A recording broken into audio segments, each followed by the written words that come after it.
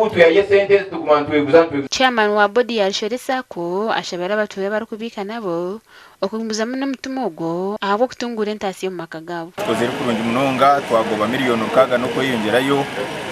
kandi abantu beyongire munonga umukubika savings zabo ziriye mu billioni 5 abantu nibongera kunda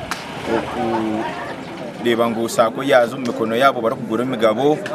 mwako gwire tube turi aha 3.5 billion hati turiyo muri billioni na nimpiga abantu mwena kumwisha mukatwegitaho mu Rushere sacco tuhereza loans ezobushubuzi ezobhinji school fees anshajinche antu batera amagoba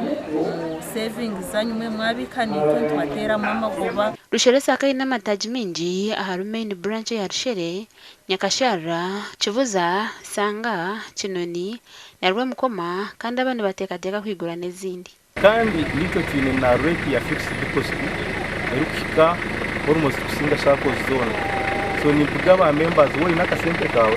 kareto ka saving limit kera mu magoba bwo kubasa kuba utarukiho musacco zezinga institution zezinga. Rushere sacco ni mahari sacco zose yo muri Kiruhura ziri kukizamani kandi abo kurugirira hari chairman wa board ZD byabashija ubwo hati nibakora mu magoba kandi basa billioni 10. kandi turangwa abantu kutunga ubuhereza bwabo no kutunga roni mbe yongera munonga turi ahari 10 billion in loan portfolio kanaka manyisho kakuru ko kukura munonga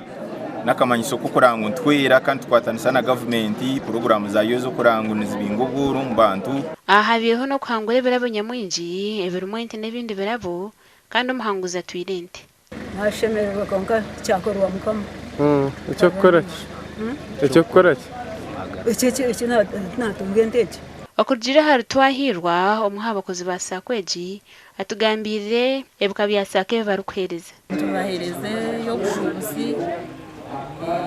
yo khinji na noburisa school fees ezechugwerezi. Rushere sacco eri mu Rushere ngekitebe kikuru kandi harimo bamemba bari kurenga mu mutwaro gumwe